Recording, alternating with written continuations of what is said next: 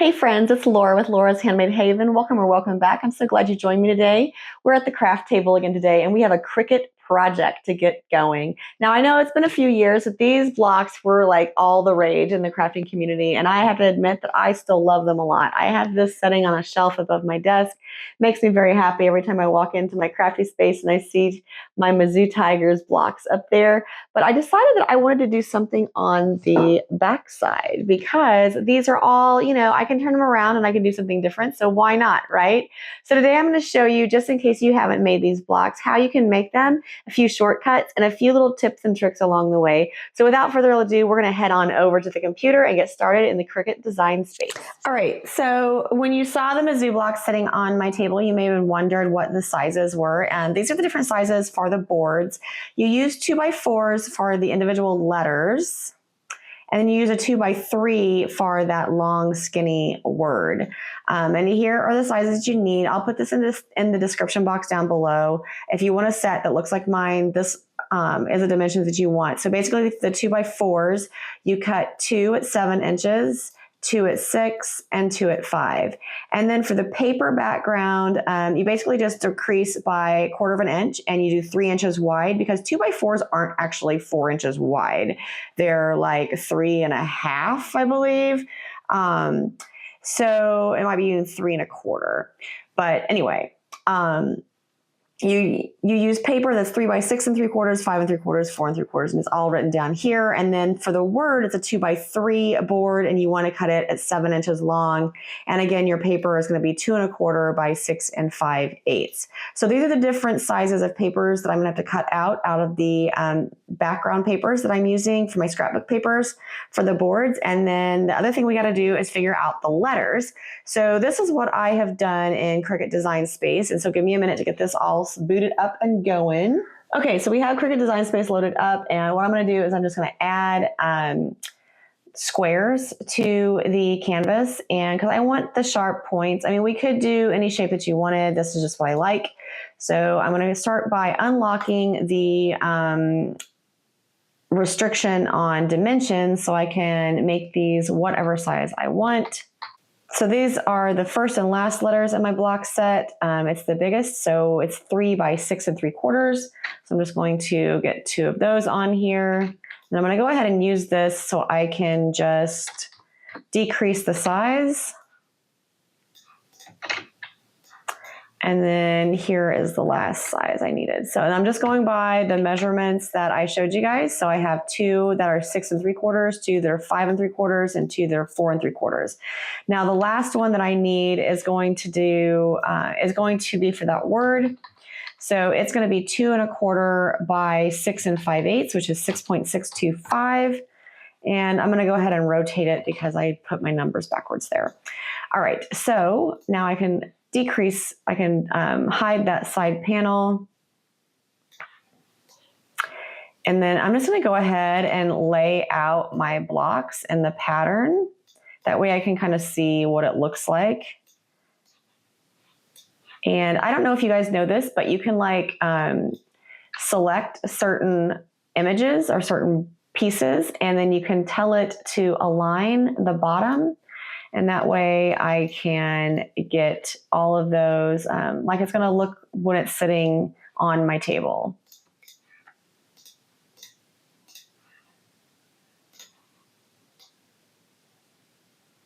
All right, and then the last thing I want to do is I'm just going to change that. It's a little hard to picture if it's not close to the same color that you want. All right. So here are what my blocks are going to look like when they're on the shelf or on my table or wherever I put them. And then I just need to add my text. And this is the hardest part of this, is choosing the font that you like. And this is why I like putting the blocks on here, because then I can go ahead and see what it would look like. And actually that's not right. That's supposed to be a C. Whoops. Okay, so I want my letters, even though they might be a little skewed, I want them to fill up as much of the space as I want. So instead of using the typed letters, I am going to use the images. And since this is, it's going to say getting crafty. So it could really be a mixture of different fonts, and I might actually do that. That might be kind of fun.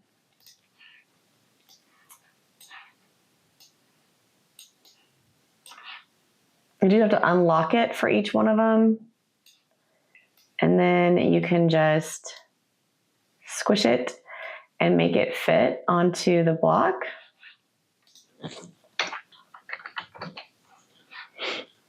Yeah, this takes a little bit of time, but it's so worth it and it's so fun. And let me show you something else you can do too. Like with this one, I don't want that hole in there. So I'm just going to tell it to hide that contour. And then again, unlock, move it up to my block.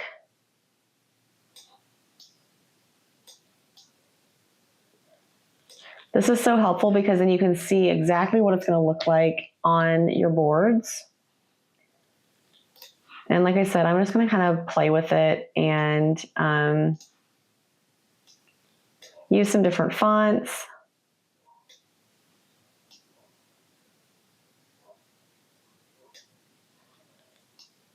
Definitely want to make sure you leave yourself some space.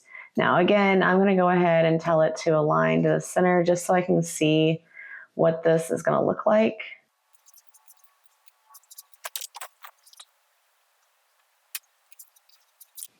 Okay, so now I can close that side panel so I can see all of them. I could zoom out too. I wouldn't necessarily have to close the panel. Just remember to unlock, and then you can skew it however you want.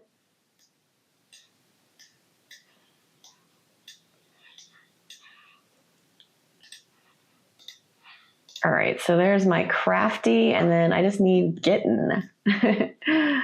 All right, so G-E-T-T-I-N and an apostrophe.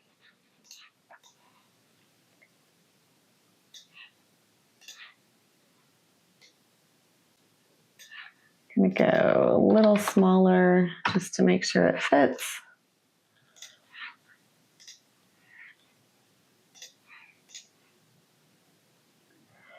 Oh, and you know what? This should have been up top. That's funny. All right, so that's what this is gonna look like. Getting crafty.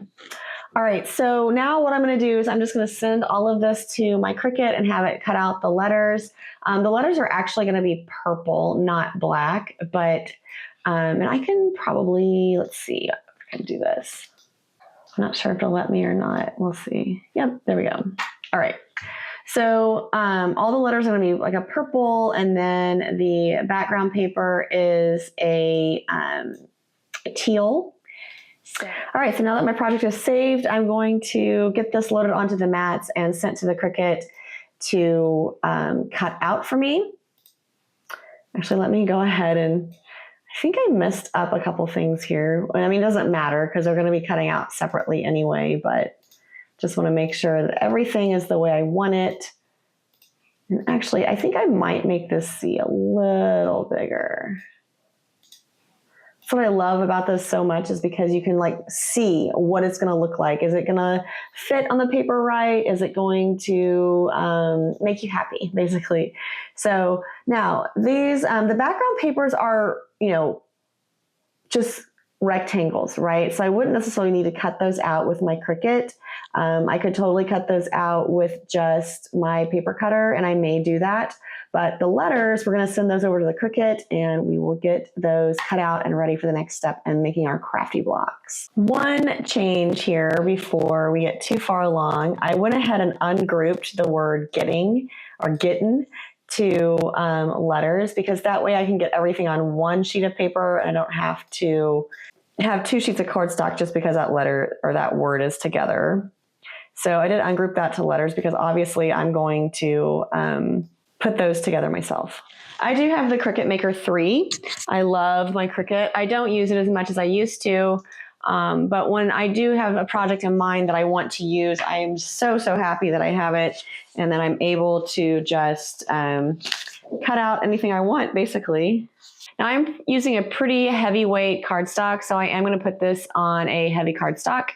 And then we will load this into the machine and it will be ready to go.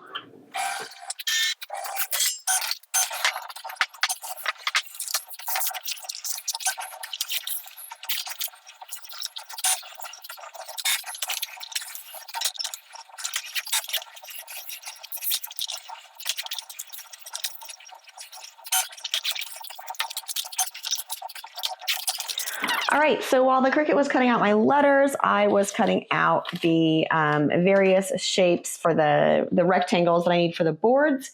So I am ready to do my little craftiness here. I'm just going to get my letters off this mat. Now you'll notice that I did have a little problem on my blade with the A. I'll just get some scissors and resolve that little issue. No big deal. You won't see it once it's all Mod Podge together. Now this is one of my craft mats, not my quilting mat. So I actually did remember to switch my mats today and not use my good quilting mat underneath a crafty project. That's kind of a first for me sometimes. Honestly, I tend to forget that. All right, so I could use either an X-Acto knife or these little scissors. I'm just going to use these scissors and just trim up this A a little bit. And I promise you will not see this once it's all Mod Podge together. Gonna get crafty with my crafty. All right, so we're just going to start with this block. And if you have not played with Mod Podge before, I highly suggest you get yourself a bottle and just decoupage something because it's so fun. You need some kind of a flat, hard scraper to make sure everything is down flat. I like to use the Pampered Chef pan scrapers, but you could totally use like an old credit card or a debit card or something like that too. And I'm just going to put down a pretty nice layer of Mod Podge onto the board itself. And then I'm going to lay my paper on top of it. And then this is when I am going to use that little scraper to just make sure my paper is good and flat onto the board. This way you make sure you don't have any bubbles underneath your paper. You want a good layer of Mod Podge, but you don't want so much that you have it squishing out everywhere, right? And that takes a little bit of practice. So just, be kind to yourself, give yourself some grace. Like every craft you do.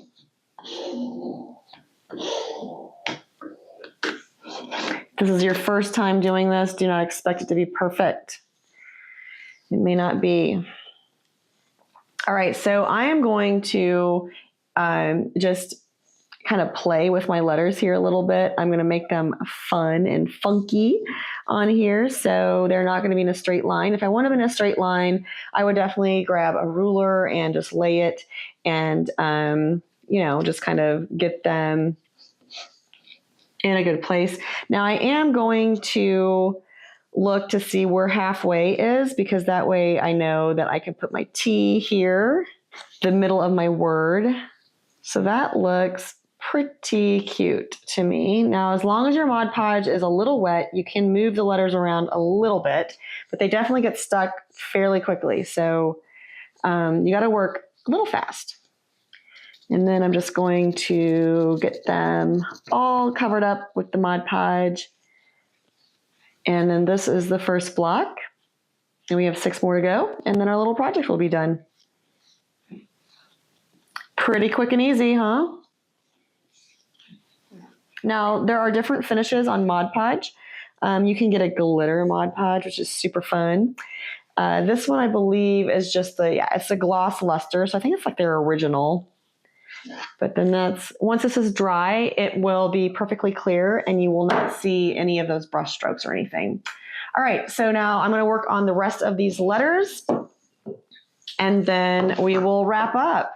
This is what I suggest. I suggest you lay your blocks out in order in front of you so you don't have to think about which way they're going to be. Now, I will also say if you want this to be easy to flip around, you would want to start on the same end. All right. So like if I have this sitting on my shelf, it's going to say Mizzou, right? If I want these to be easily flipped around, I would start with the same letter down here. And that's why I've laid them out like this. So it's going to be CRAFTY.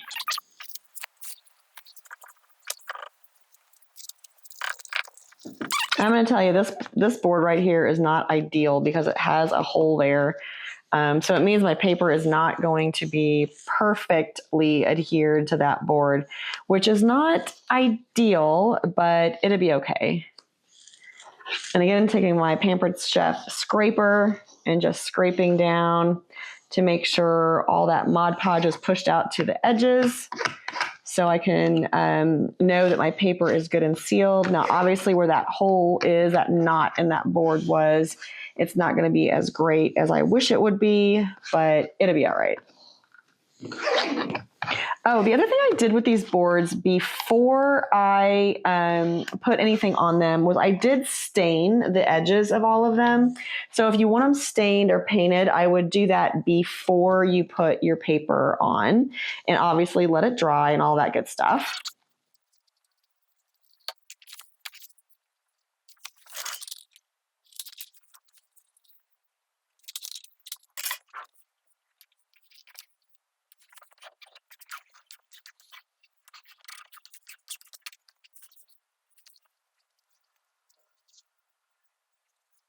If you saw my video about the RIT dies with wood, you'll know that I love those little foam brushes. Now, I will tell you that when I'm using a foam brush for Mod Podge, I'm not saving it. It is definitely disposable, and it will be tossed after I'm done with this project today because I don't have any more of these to do today, and I don't have any other Mod Podge projects to do today. So it will be just disposed of because it doesn't work very well if you try to save a foam brush that has a Mod Podge in it.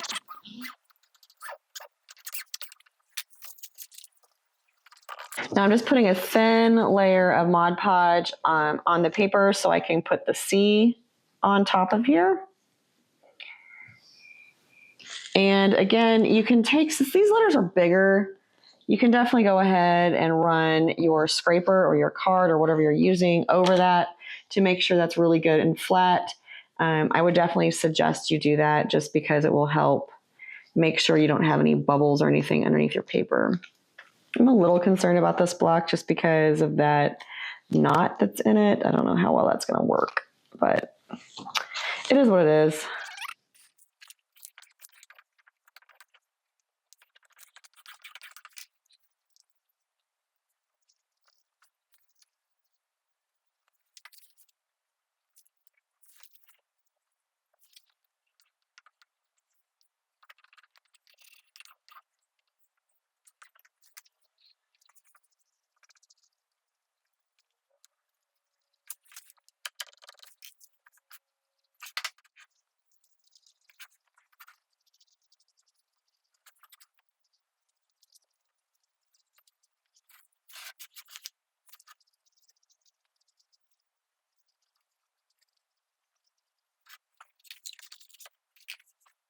All right, so I'm gonna let these dry for a little bit and then we'll have a reveal.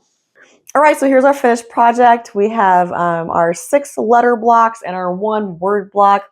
This is gonna be so cute above my desk on the shelf to remind me that I'm getting crafty. I hope you enjoyed this video on how you can make your own wooden letters. Anything that you can spell out, you can definitely put onto wooden blocks. You can add or remove wooden blocks as you need them. It's very customizable and a very fun little home decor project. This would be a great project to do with kids too, because it's not really difficult. It's a pretty quick project and definitely highly customizable. So I'd like to encourage you to play in your craft room and just have some fun with the projects you take on. Until next time, find joy in all you do. Carve out some time for crafting and creating. And remember, it's always better when you make stuff up.